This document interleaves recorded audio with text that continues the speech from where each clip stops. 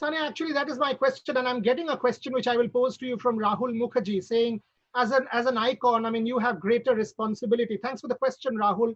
As an icon, can you tell us, what is the kind of responsibility or what are the kind of things that you have done? Because one, to create awareness using who you are, your persona, and your fandom. I mean, people who follow you. What have you done to sort of create awareness and the tangible difference that you've made in? Because I've been watching you. You've stepped out, you've tried to help people. Just give me a sense of what you've done over the last 1 month. Well, I think that honestly, very, very honestly, I don't actually like to talk about everything that I do. I mean, this is not something that we do in the whole month. We do it throughout the year. I mean, you know it, you're a family friend, so you know what we do in Ramzan or out of Ramzan and the girls that we educate and stuff like this. But this kind of emergency that we had over a month ago is something that nobody could have thought of. And, suddenly you saw pictures of people with kids on their shoulders walking for like 500-600 kilometers without any food, without any water. And you just felt like you almost felt a little guilty to be privileged sitting in a house. You want. So no matter what you do is less in today's time and age. A bunch of friends of mine over here, basically in Hyderabad, tied up with an NGO called Safa Society. And, they basically I donated to them, which is how the initiative of Youth Feed India started at that point. It started on the 21st of March. And, we donated to them. And then I thought to myself that donating is one thing, but I felt that I had the reach to sort of try to reach out to more people and try to help people, not just as an individual, but as a movement, and try to create a movement out of it. And I think that everybody involved in the Youth Feed India initiative has worked so hard. Like I said, we've raised over 2.5 crore rupees in the last 1 month, which is huge amount of money as just young individuals.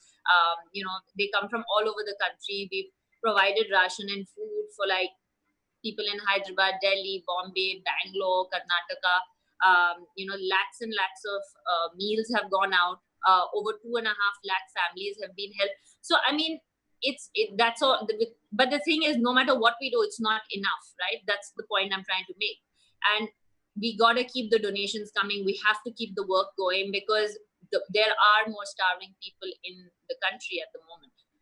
On that note, Sania, the other thing, you're also a symbol of women empowerment. I mean, we've in multiple conversations in the past, you've highlighted this. I mean, I was seeing a National Council of Women report where issues of domestic violence have started to go up. I mean, in lockdown, there are these issues which was also placed before the Supreme Court, I think, day before yesterday.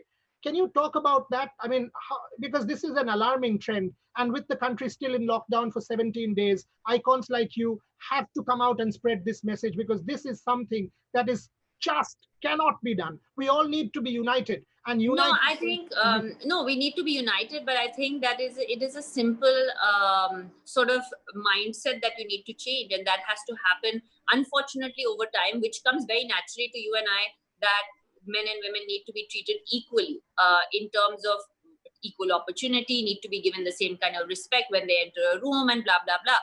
But obviously, it doesn't come naturally to a lot of people, like you're saying. And you're saying that, I also read that report, actually, that that domestic violence has gone up. Why has it gone up? Because men are frustrated at home and they're taking it out on their wives. Like, is it as simple as that? Is it because they think that, oh yeah, she's there, so, where else am I going to take my frustration on? So I'm saying, like, how to us it sounds absurd. To a lot of people, it sounds very normal that, yeah, I mean, where else is he going to take his frustration out? He's not going to office. He's not going to work. He must be angry or he must be upset. So, I mean, I condemn this.